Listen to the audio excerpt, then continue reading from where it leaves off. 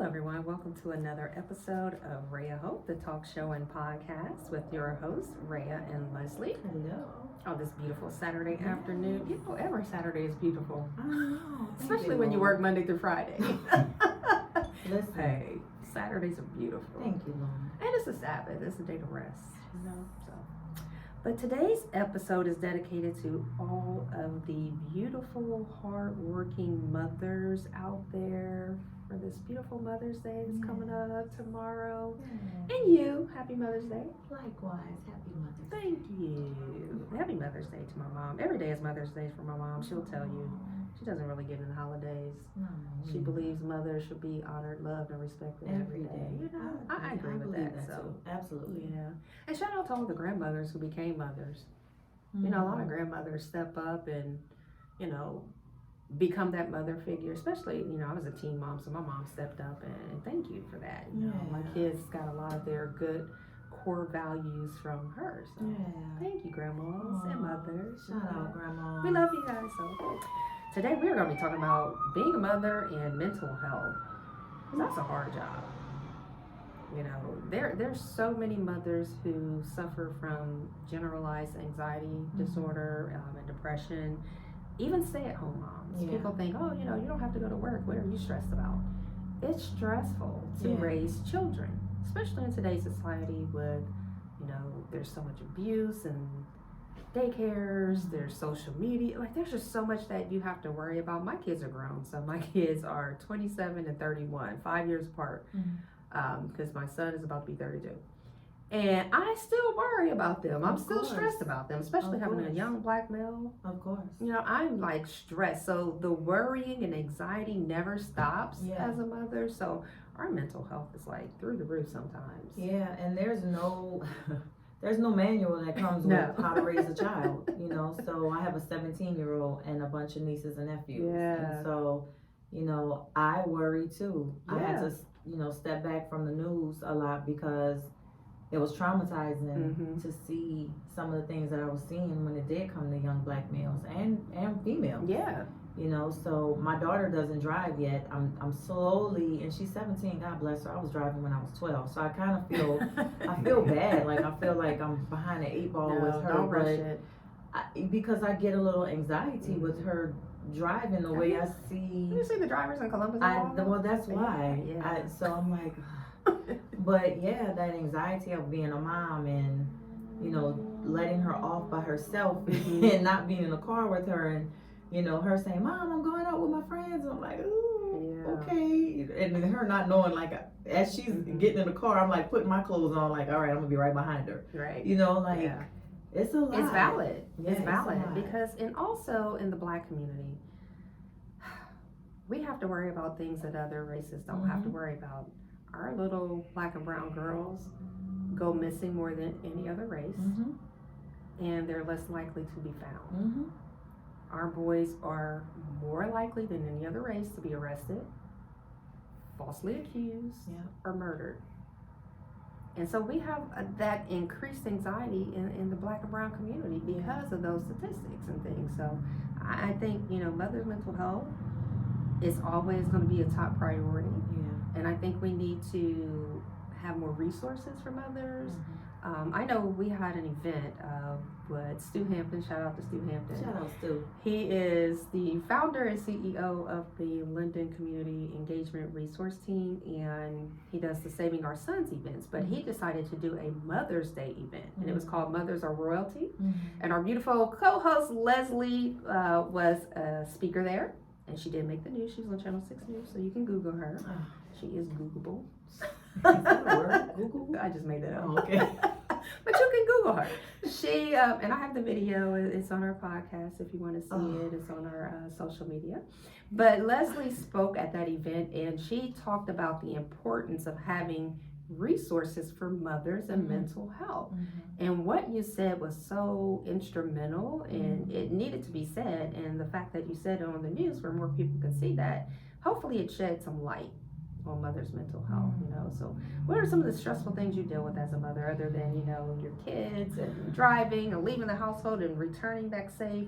You know, there's so many other things, because our kids have mental health issues too, and we worry about them nonstop. Yeah, I really think that within itself is just the big one for me. Yeah. Just as a mom, having I just have one child. I could not imagine having 2 and 3 and 4 and having all of those different, you know, elements of having, okay, I have this child, and then I have this 17-year-old, and then I have this 5-year-old who's being bullied, and then I have this, you know, 10-year-old who's having this issue in class, and then I have this, you know, 16-year-old who's just finding herself, and then I have, you know, and to be honest with you, I'm just gonna be real honest, I almost feel like, now looking back, hindsight, I wish I would have had more kids, but I almost in my mind feel like at the time I didn't have more kids because I was kind of scared.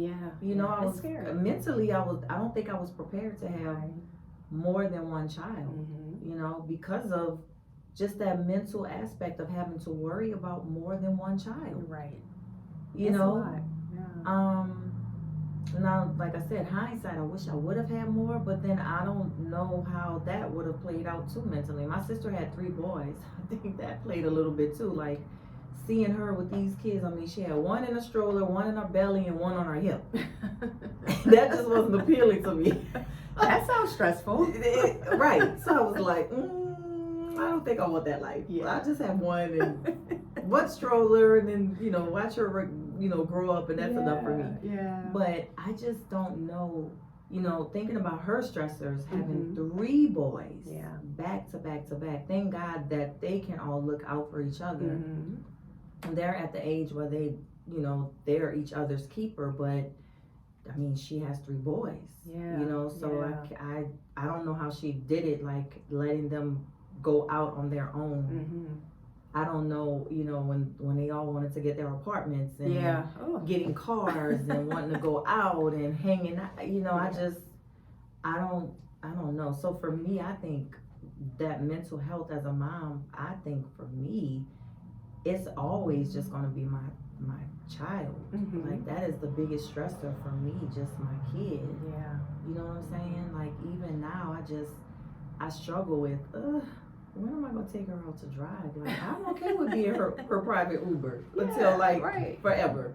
You know what I'm saying? Like, because I can control the brakes, I can control the accelerator. I know I've been driving for quite some time. And I can just take her wherever because she's safe with me.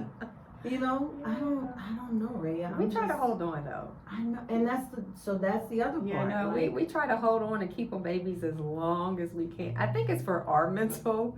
For me. You know, it's for us. We try to make them babies, and you know, I'm like that with my 31-year-old, and he's a boy, and I still try to not coddle him, but the world is cruel, so I try to be less cruel as a mother. I try to be more loving, more understanding, more supportive, and I try to be there.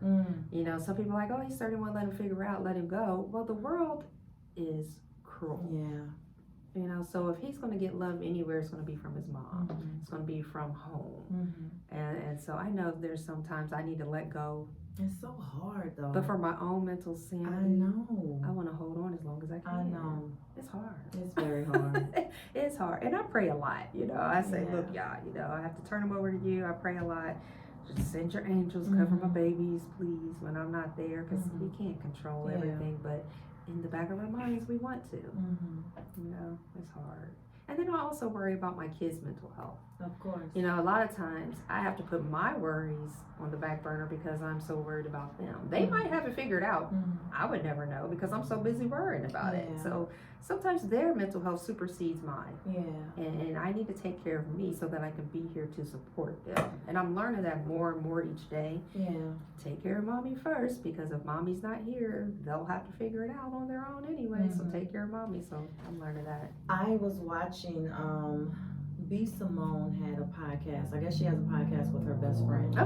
And I was watching it one day, and she said something that was so profound for me.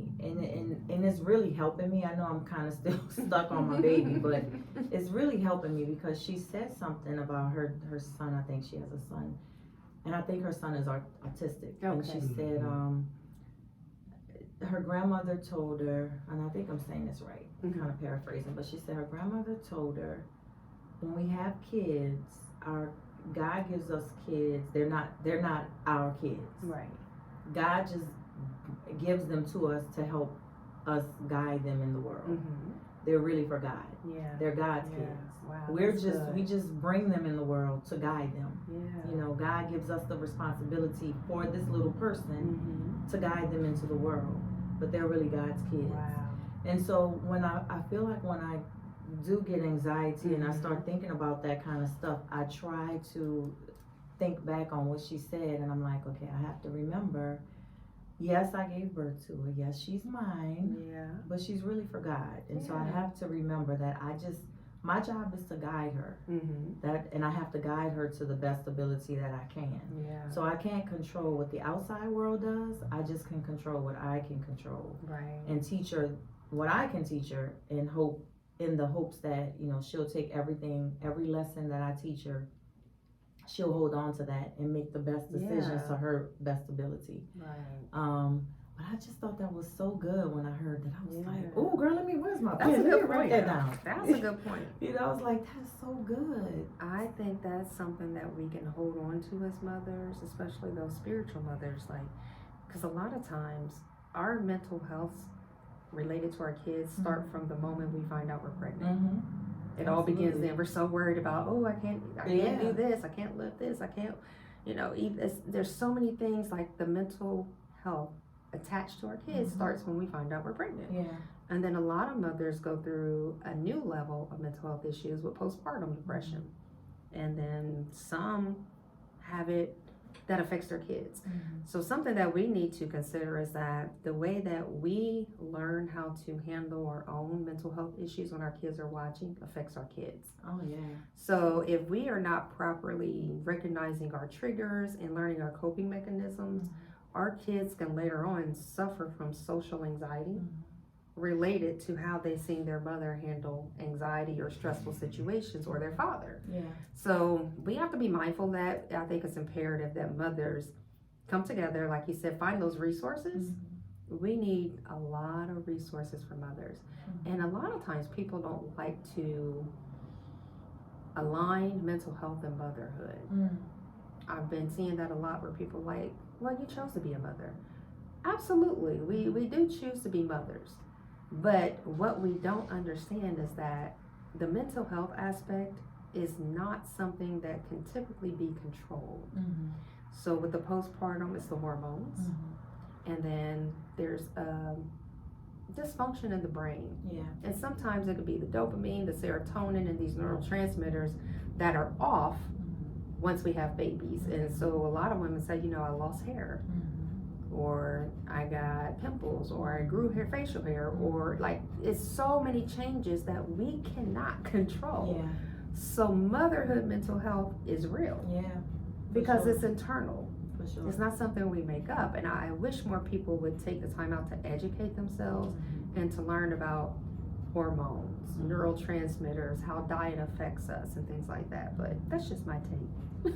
No, that's good. And I wish, you know, more GYNs would talk about that. You know, as the mother is, you know, growing with the baby, or the baby is growing with the mother, you know, talk more about that, or incorporate that more when, you know, as the baby is progressing, versus like, oh, this is what the baby, now the baby's grapefruit. Now the baby, you know, well, we know that we could go Google that, but what's going on with the changes that's happening? We know that the baby is growing, and we can see, you know, the stomach is getting bigger, and we know this is what happens in the trimester, but what is going on with the mom? Everything is going on with the baby, you know, but that's good. Like, that's, we don't touch upon that. Like, I don't ever remember being told, oh, you know, if you feel a little blue, because, you know, there's something where we call it, I forgot what my doctor told me. It was something blue, he called it, but it was postpartum is what he was saying. But he called it something blue, baby blues. Let me know if you feel that way. And I'm like, oh, okay. But that was it. Let's talk about the symptoms. And here's things about OBGYN. They'll say, oh, we need to increase your folic acid to prevent birth defects.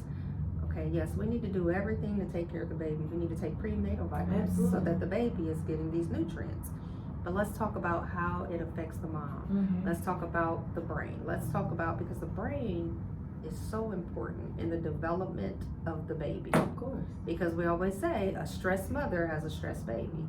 So let's talk about the mental health. Let's talk about, okay, so here are some of the things that you may notice when your hormones change.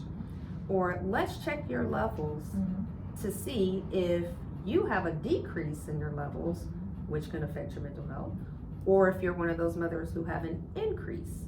So I was one of those mothers when I got pregnant with my daughter. I was sick all the time and I had gestational diabetes.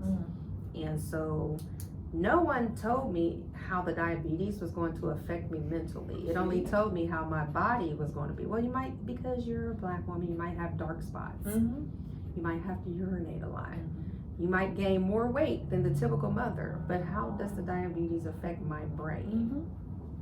That's what I'm saying. Like, they don't get into it. They just, it's textbook. Yeah, it's textbook. And we need to look more into that. So I think we need to, well, I do know a lot of physicians are incorporating mental health into primary care now. So your PCP will ask more mental health questions. Do you feel safe at home? Have you had suicidal ideation? But let's incorporate that in all aspects of taking care of our patients, especially our mothers.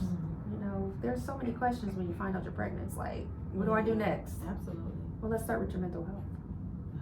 Because that's where it starts and ends. That's where it starts. And I think you said that too during that Mothers of Royalty. You know, you said there's mental health and then there's everything else. And that was so profound. That was true. Yeah, that's it. I mean, if you, your brain is here for a reason. Like, it's at the top because your brain couldn't have been anywhere else, because this is where it all starts. Your thoughts. Your thoughts, everything starts right here. That's good. And then it's everything else. You know, so yeah, we definitely have to start, you know, taking care of everything, but focusing in on here. You know, I'm not ashamed to say I am in therapy. I'm in therapy every 2 weeks. You know, and my therapist tells me, you know, Leslie, if we can get you to focus on your thoughts, because your thoughts is what's gonna control your day. So if you wake up and you have a good thought, and you know, and you focus on that thought for the whole day, then your day is gonna be good. If you wake up and you're in a bad mood and you focus on that thought, and it is a bad thought, your thought is going to control you the whole day, and it's going to be a bad day for you the entire day. That's true. So and she tells me all the time, you have control over your thoughts. You have control over your thoughts. You may not feel like it, you may not think you have control over your thoughts, but you have control over your thoughts. Let me teach you and show you how to, you know, get past what you think you don't have control over. So, you know, everything starts here. And you can control those thoughts. Like you said, she's showing you patterns of how to get those negative thoughts out of your head. And so there are some things that mothers can do. Anybody can actually do this. And I have a journal on Amazon. It's called Raya's Raise a Light Journal of Thankfulness. And each day you're to write down something that you're thankful for. And that's how you change your way of thinking to be positive thinking. So each day, start your day out. What am I thankful for? First, I'm thankful that I'm alive and that I was on the wake up list today. Let's start there. Listen. I'm thankful that my kids are healthy. I have a roof over my head. I have food to eat. I have hot water. Like, there's so many. You can find something to be thankful for every single day. So start out with a positive affirmation. Speak life over yourself, your families, your loved ones, your kids. More importantly, yourself. Because if you're not here, you're no good for anybody else. Self-care. A lot of mothers feel guilty because they want to take time out for themselves. You have to. It's almost mandatory.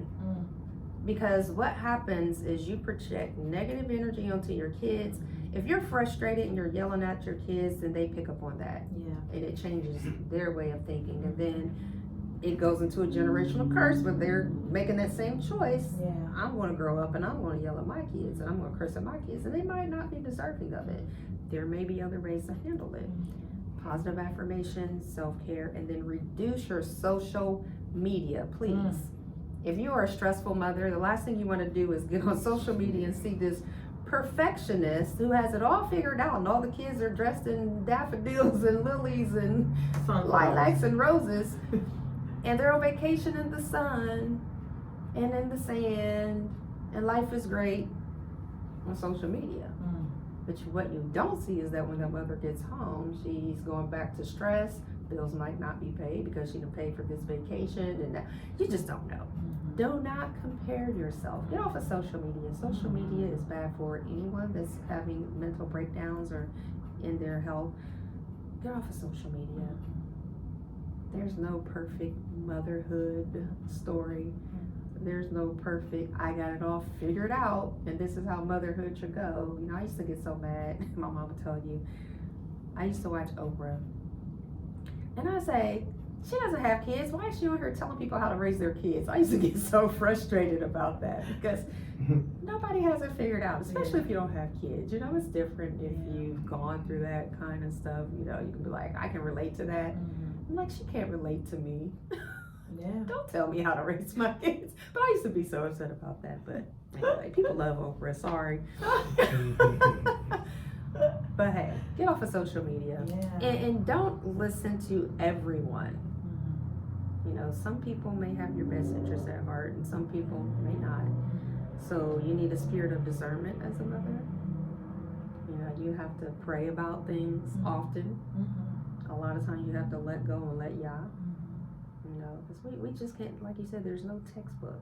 And even those people that sit down and write books and say, oh, well, I studied this and the statistics say, it doesn't apply to every single situation. You know, there's a lot of people in my shoes that have I have one boy and one girl. And I can guarantee you that raising a boy and a girl is not the same in every household. It's just not the same. You know? And that, like Raya said, give your mind a break. We are exposed to so much now in this society, growing up, that we weren't exposed to. Especially the generation coming behind us. You know, so like a lot of the stuff that we're going through, I remember stories that my dad was 50 when I was born. Lord have mercy, go figure that, Jesus. So a lot of stories that he was telling me that he went through, you know, it's like history repeats itself. So my generation didn't see it or go through it per se, but my baby's generation is seeing it. Like, we're seeing it now. You know what I'm saying? Or some of it. So, you know, and it's mentally taxing. You know, it's stressful sometimes to see and hear some of the things that's going on in the world, or the things that we have to see, or the silliness and the foolishness that you just have to hear and see on a daily basis. You know, that we didn't grow up with. You know, our childhood was fun. You know, back when we played cool cans and, you know, hide and seek and silly stuff. I made mud pies. You know what I'm saying? Playing in puddles. It would rain and our neighborhood would flood. And I would play in the puddles. Now it's like, oh, you might get sick. You can't play. Let the kids enjoy the sunshine. But, you know, I love what you said about you don't want to rush your daughter to drive. That's important. You don't want. You know, when my daughter was young, I would take her to see cartoons. When she was like 16, 17. We liked the Smurfs and all that kind of stuff. I still watch the Smurfs. I think we need to go back to those old days where we let kids be kids. For as long as they want to be kids. Who are we to rush them and say, well, society says at 16 you should have your license. Okay. And a lot of 16-year-olds die in traffic accidents each year too, because they're not ready. Because society said you're ready, but you're not. So I think we have to hone in on when the kid is ready. You know, just because you turn 18 doesn't make you an adult. If you're living in your mom's basement and she's still cooking your meals and paying all the bills and washing your clothes, you know, so we have to take control as parents. That goes to that mental stress part of being a parent too, because you're feeling like, oh, this person's daughter is driving, or this person's son is driving. I guess I should let my daughter start driving because they're all 17 and 18, and my daughter is the only one that's not driving, and she's 17. No, every shoe doesn't fit the same. So when my baby is ready, and like I said, I've been just trying to like ease her in because I know how my daughter is, and so I have to make sure mentally she's prepared, Right. and I have to make sure mentally I'm prepared. Absolutely. So we are taking baby steps, y'all. Just be patient. Take with that us. pressure off of you and her. Yeah, please. Yeah. Because I can't Take the handle pressure it right off. now. I'm Society trying. can wait. Yeah, and so can these people that's driving. They can wait. You know. No, don't rush it. And I I didn't rush my daughter into getting hers when she was 16 either. Like, we waited until she was ready, and we like went to parking lots, and we did it on her time because I didn't want her out there I wanted her to be confident. I didn't want her to be on the roads without that confidence. And not everyone develops at 16 to be confident enough to be like, oh, I can take on these roads and these. You have to drive for yourself because there's a lot of distracted drivers and people that just don't pay attention. And I want her to be, so I want her to be focused, and I want her to be confident. Yeah. Before she gets on the road. So I didn't rush her. She wasn't 16 or 17 when she got hers. And I think she thanks me for it now, though, because we really took our time. Yeah. Yeah. That's good. Yeah. That's good. Yeah. That's good. I just love being a mother. You know what? I wasn't going to be a mom, but I'm glad that y'all had other plans for me. I love my babies. I talk about them all the time. That's funny because I never ever saw myself being a mom. I didn't either. And I had my baby late. You know, when people say, what do you want to be when you grow up? I said, rich, single with no kids. And I was married with 2 kids and broke. Lord. Well, that's on 2 ends of the spectrum. It's a funny, life has a funny jokes. way of happening. He got jokes. He got jokes for you. No, I won't say I'm broke. I'm rich in love. There you go. Yeah. Well, you're never broke. You were never broke. You were never broke. But he got jokes, though. He got jokes for the, he for the best of does. us. Because he knew that my kids saved my life. He knew that my kids were what I needed. And so they were like, my son came at a time that made me work harder. You know, being a teen mom, he made me want to go to school. He made me want to be better. It kept me out of the clubs. It kept me out of doing a lot of things that other people were doing. And some of those people are not here. So he was a lifesaver. And then my daughter, I was like, oh, I want 2 boys because I was a tomboy. I want to throw the football and the baseball, and I want to play basketball. My daughter is so loving, and when I tell you she has my back like nobody else, it's like, if I'm sick, she'll hold my hair, she'll pat my forehead. Like, she was just like so loving. But if I need anything, she's always there. I don't care how tired she is or how angry she is, she's always there. Well, they always say God will give you what you need, not what you want. That's it. That's it. And that's what I needed. And I'm so blessed and thankful. Well, let me go ahead and give you the scripture of the day so Leslie can give you some words of encouragement.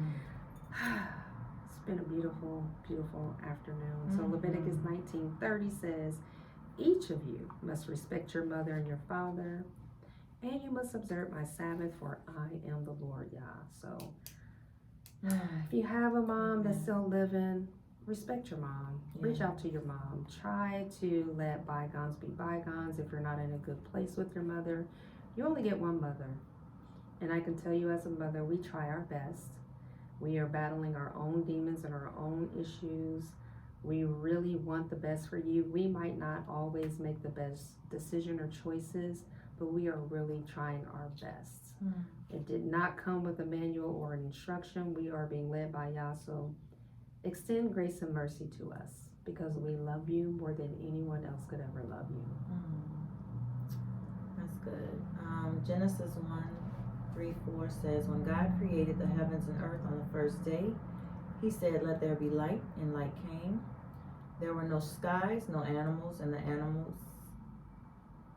were no skies and animals, and the earth was formless and empty, but God said it was good. An observer would have said, God is not good, it's a mess.